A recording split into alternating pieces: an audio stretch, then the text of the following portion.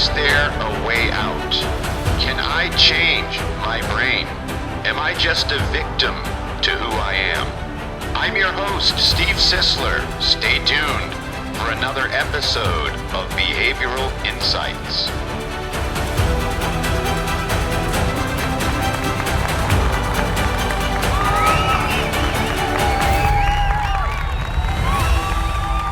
Welcome to the Behavioral Insights Podcast. This is your host, Steve Sisler. I'm bringing you into a already in progress conversation. It's a debriefing I had. It lasted about 90 minutes the other day with a client that's being coached by another organization, but they used me to help him understand how he's wired so that they could coach him better. They are also on the call, and I'm letting you listen into this situation where we have an exaggerated future thinker who has all his eggs in the basket of his future, and then what that can mean for your life. He's an entrepreneur. He started multiple businesses, and he's experiencing some issues. I bring them all out on this call. It's unbelievable. I hope you love it. So we're going to get right into it now. Here is this conversation. Which is a waste of energy. You want to put all your eggs in the basket that actually holds something, not in the basket that's got rips and tears in it. Then all you're doing is spilling eggs and picking them up and trying to put them back in and running around trying to find material to fix it. So what happens is when you think about your own value in the world, you have negative feelings about much of it and spend all your energy thinking about what those things are. It's like me coming over your house for dinner and you make me spaghetti and I say, damn, this is like the best spaghetti sauce I've ever had. Your first thought is, should have cooked the pasta a little bit longer. Rather than, yeah, I know it's a great recipe. And now all the attention is off of what is, so you'll never be able to capitalize on it. That's what can happen. The next thing is your work. This is known as role awareness. How clearly do you know what you're good at doing? How clearly do you know what you need to do in the world to be functional in your role? You have good, strong clarity here. But you're 85% negative about your current social and work function in the world. You're looking at everything that's wrong with it.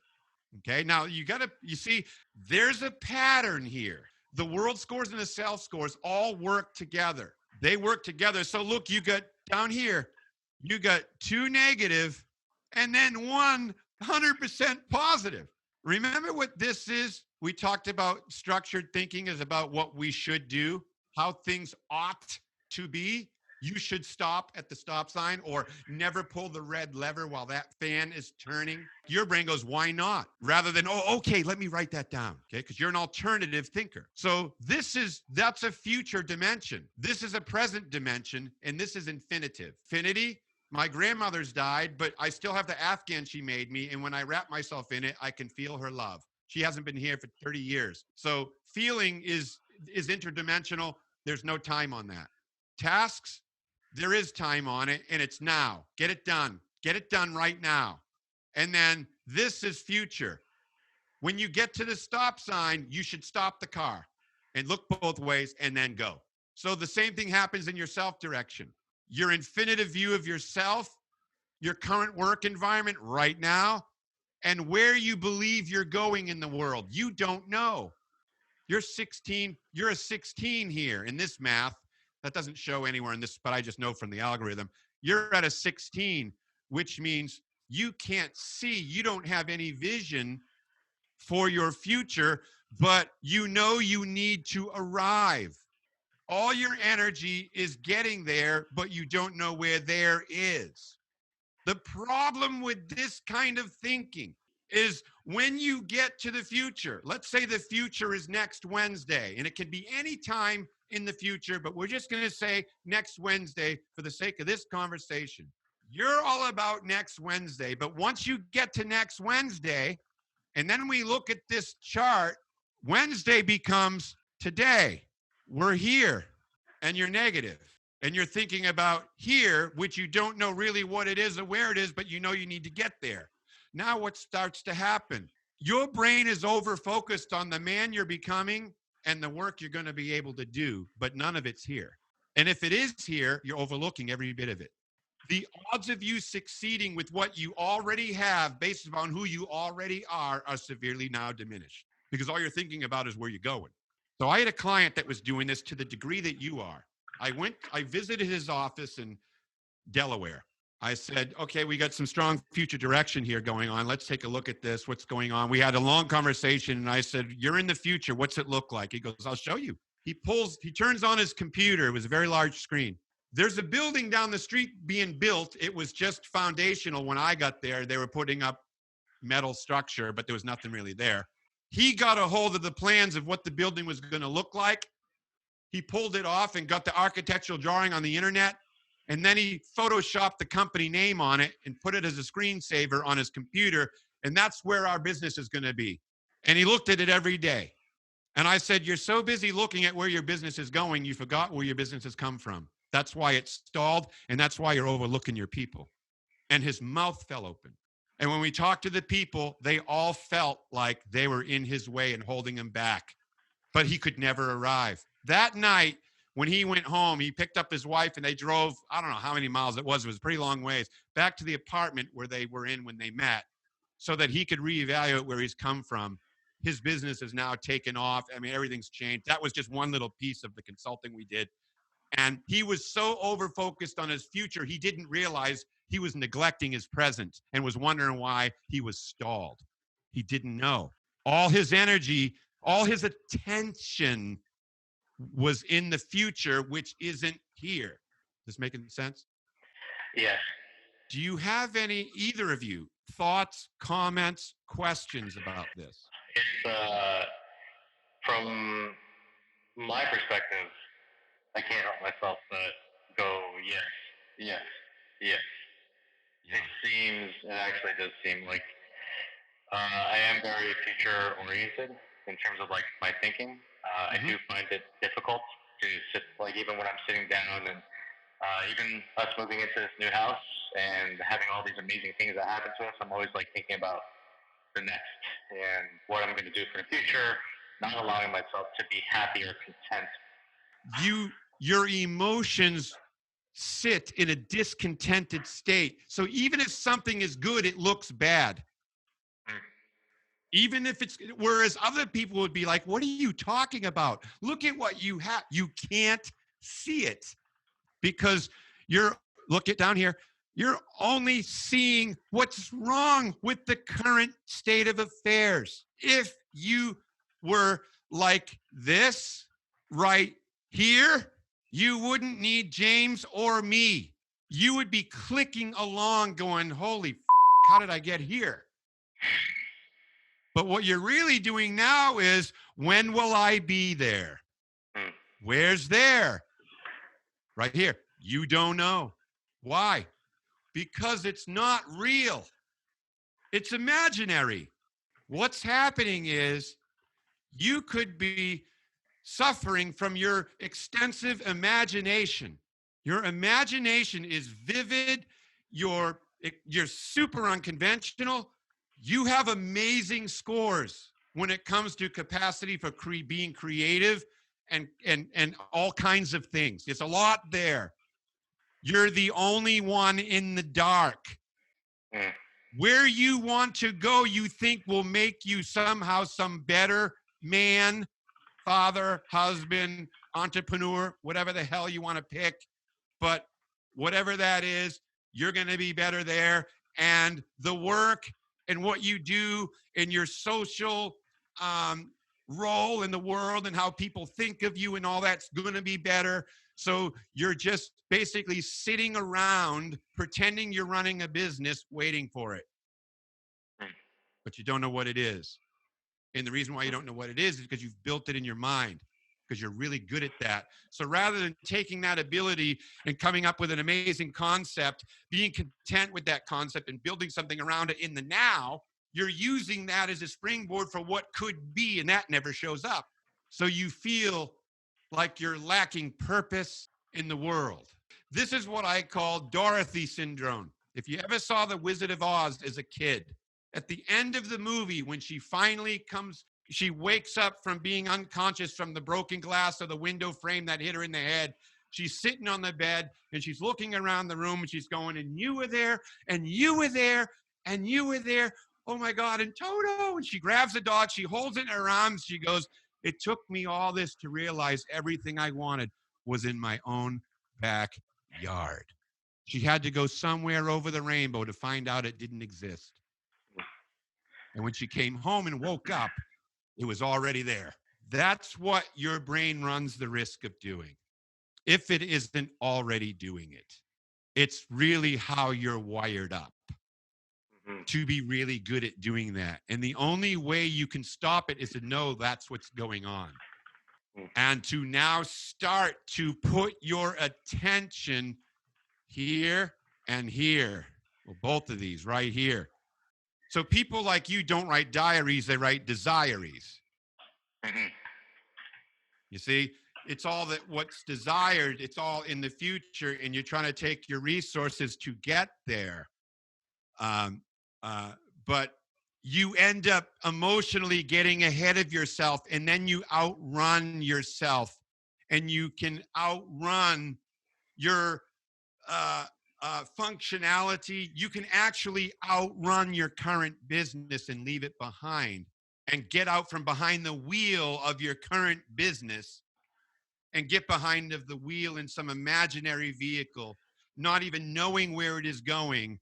But your brain's like, well, at least it isn't here. But here is where all your money-making capacity is. Here is where all your relationship building can occur. And here is where all your self-esteem can be built or realized. Because what happens is your human value doesn't scale. I don't care if you have a pacifier or a PhD, we're still going to rescue you if you're in a burning car. So that never changes. So those things are where I would recommend you start putting your attention. And what can happen when that happens is you have the Dorothy experience, and you wake up and you look at things a little differently. You start realizing where you were. Remember that famous line in Rocky, never forget where you came from. Never forget what got you here. Remember that? And that's why he always was winning his fights, because he always kept his mind not in a future where he wanted to go. He always kept his mind on where he was. And therefore the future, the present was always the future. The present was always worth living for and fighting for, because his mind was where he came from all the time, not where he thought he might be going. And as soon as he thought he was all that, he got his face kicked in. And that's the whole moral of the Rocky story. And in the end, he ends up back in his neighborhood and happy. Okay, so there needs to be a little bit of you know how if you have you crick your back, whatever, we go to the chiropractor to get in, quote, adjustment, right? Yeah. So your brain needs adjusting. So what I recommend for adjusting your brain, I would begin out of all of this, the best place to begin is with the self, because that's everything. That's the hub. Everything else comes out from that. What you do, you see, it's who you are, what you do, where you're going. You got no energy and attention in who you are. You got no energy and attention in what you do. You have all your energy and attention in where you're going. Well, that's the only thing we don't know. So that's a waste of time. So we want to get the attention back. Just like over here, it's people, things, and ideas about people and things. People first, things second, ideas third. That should always be the way it goes for the greatest amount of success. Here's an example. Person drowning 100 yards off from the beach in a rocky area where nobody wants to go with their boat because it's too dangerous. And there's signs everywhere that say 5 miles an hour on the water. And you're standing on the beach with a brand new jet ski and somebody's out there drowning in the rocks. Okay, save the person, wreck the boat, break the speed limit. Okay, that's how it should go. But what some people do is, I ain't breaking the boat and I ain't going to break the speed limit. And what's swimming out there when all the signs say don't do it? So that would be tasks first, structure second, people last. So that would be the opposite of what you got. You got people first. That's where your focus is. So you could be comparing yourself to other people. Mm-hmm. You could be seeing what they got and where they are, and then you look at what you are, and well, that sucks. And what you're doing, well, that ain't great either, but maybe I'll get to where they're at or even surpass, blah, blah, blah, blah, blah. So this is what starts happening. You could just play these things against each other and come up with all kinds of crazy scenarios. So here's something you can do. It's like an exercise you can do. Yeah. 3 to 5 times a day, whenever you finish accomplishing a task, you have to stop and make a celebration of that accomplishment. It might mean you put some gas in the car, you get back in the car, you start it up, and you're ready to go. And then you stop for a second and go, hold on a minute, I'm going to celebrate. Let's say you're in the car by yourself. You either squeeze your arms in front of you or hug yourself, and then you say out loud, excellent job. We just accomplished another good task today. That's another win for us, filling the car up with gas. Just like that. Now, what you just did is you made a commitment to an idea about yourself. And so the brain is far more committed to what it says than it is to what it thinks. That's why we have wedding vows and not wedding thoughts. Because vows create commitment. If I want you to commit to the crime, I'm better off if I get a confession out of you, right? So when you start saying, good job, that your brain is building neural pathways around that idea. And after, it'll take actually, if you did it 5 times a day, it would take you about 18 months of doing that 5 times a day. What starts happening now is you're now starting to see the value in who you already are. And so rather than focusing your attention on who you're not, you're forced to focus your attention on who you are by doing and saying 3 to 5 times a day. And it starts to change the way you think about you. That would be one way to do that. Yeah. Another way to do that is to email 20 people and ask them to send you back 5 bullet points of value they see in you as a man, a father, husband, entrepreneur, whatever. Just ask them. And then you end up with 100 bullet points about your value in the earth right now as a person. So this isn't about what you're doing. This is about who you are, where all the energy comes from. You write all those out, all those bullet points, and then you get into an MP3 player in your phone or what have you, and you read it to yourself out loud and make a recording. And you read those things. If you really want to get technical, you go online and get a dictionary definition of these things, and you write it out with your hand, not typing, on paper, and then you read the whole thing to yourself. Might take you 30 minutes to read it all and record it and then listen to it twice a week on headphones before you go to sleep.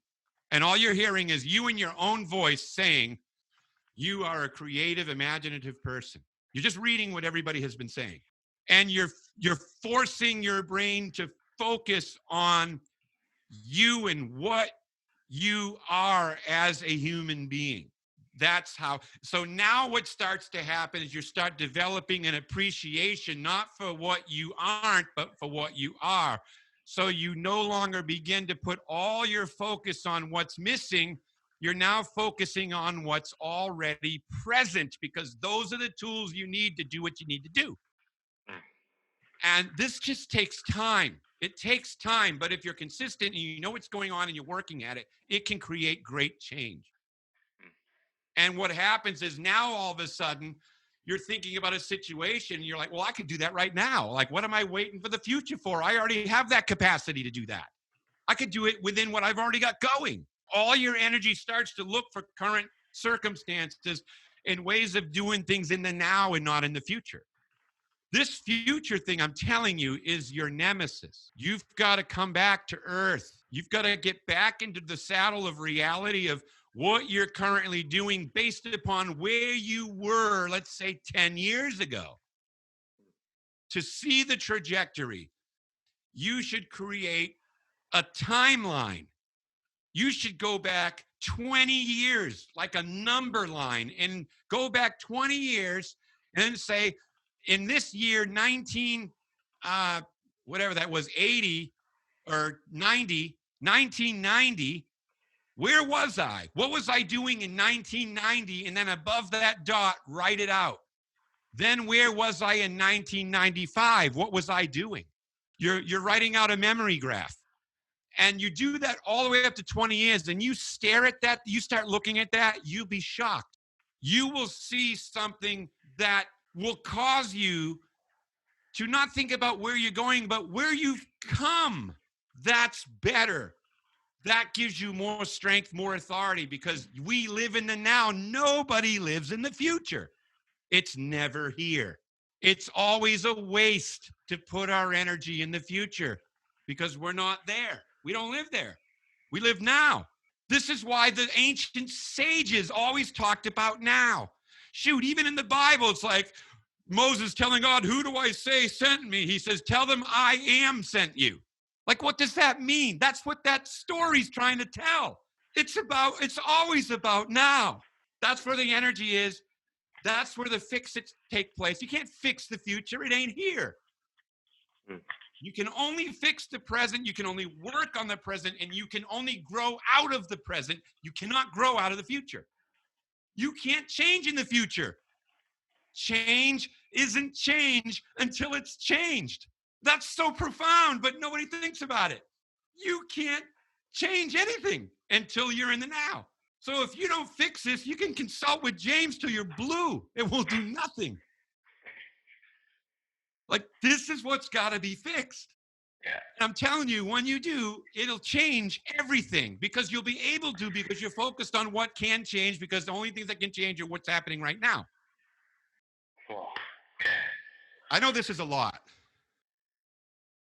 Yeah. I know it's a lot, but you got it recorded. Yeah. And I've been taking notes. Overwhelming. Yeah. And agreement. I live my life. I do live my life like very much rooted in the future. Mm-hmm. Of the things that I hope one day to bring about into the world.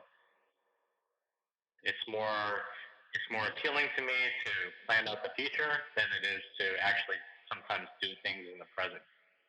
I'm going to tell you something that you're going to find it very difficult to believe. It's because you don't appreciate you in the current state that you're in. Yeah. So you're waiting for that person to show up. But I'm telling you, he never will. You are already the person you're hoping and desiring to be. You just don't know it. And maybe I'll go more into it when I start realizing it. When you begin to realize that, you will be chomping at the bit for what you're already doing and completing it. Remember, you're a better starter than you are a finisher. You'll get bored easy. Mm-hmm. But that is a trick. That's an illusion. You have to finish what you start if you want to start something new, or else it's not new. Mm-hmm. Because you never finished what you started the first time. So there's no new start. There's just fragments of what is, but you don't know it. It's like a constant process of restarting. Yes. Start, stop, start, stop, start, stop, start, stop. So how we doing? How we doing? Well, I'm really not going anywhere. It's like making a lot of splashes, but no swim. It's like being busy, but unproductive. It's so, yeah, it's almost surreal to hear this to a certain extent. No, let's just say that I'm somewhat speechless. I guess you could say that. But I have this want to just improve on the things that improve on kind of like my own perception of myself. Okay. You're like a car battery, man. Positive and negative. Nobody goes out to the car in the morning and breaks off the negative post on their battery so the car will run better. It doesn't run at all now. There will always be negative charges in your life, and that's what makes your car run. Focusing on the negative charge causes your car to stall. You capitalize on the strengths and you embrace the weakness, and your car runs. That's it. It's a mindset. And I'm not into all that mindset stuff to the point of where it's just a bunch of hokey. But there is enough truth in it to warrant the conversation. Mm-hmm. But there's a lot of pragmatic and practical things that have to take place. And I'm a pragmatist. I'm all about practical.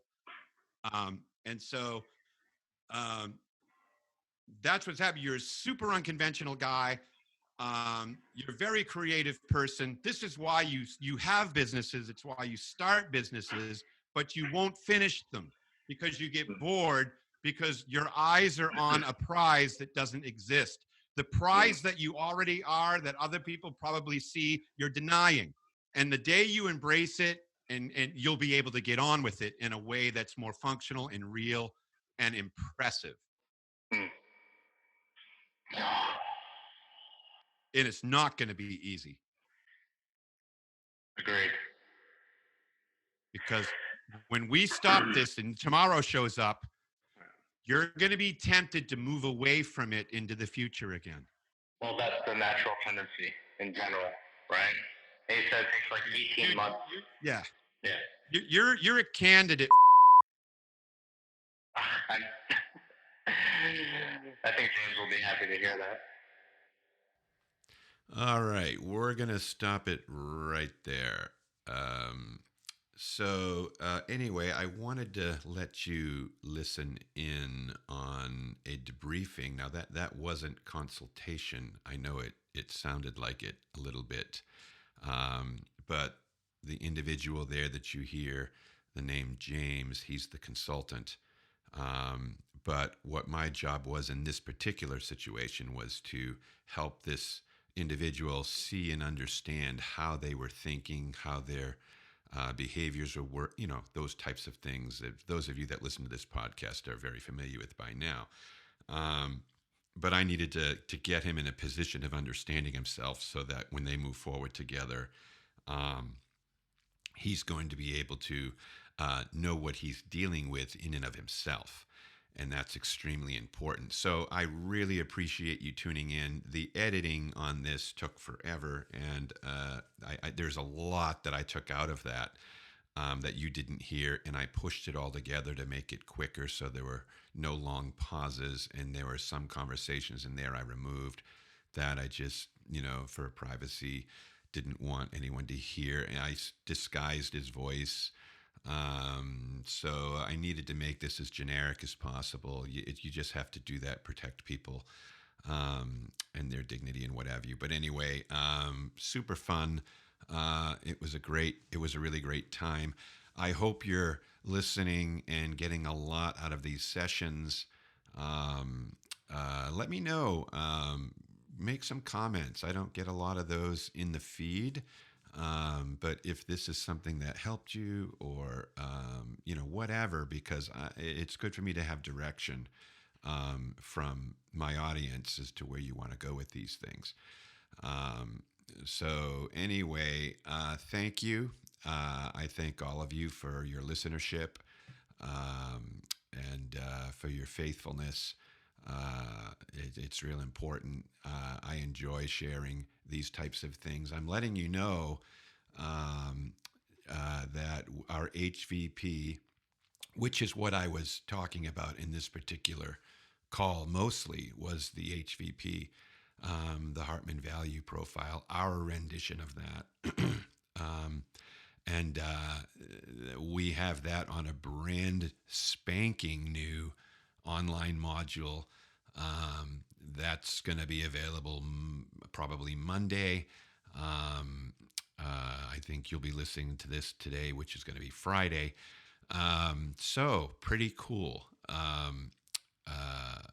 So it's extensive, not the test or the assessment itself, but the depth of what it can mean for you, and so forth. So anyway, blessings to all of you. Thank you for tuning in. Until next time, you have been listening to Steve Sisler, and this has been Behavioral Insights.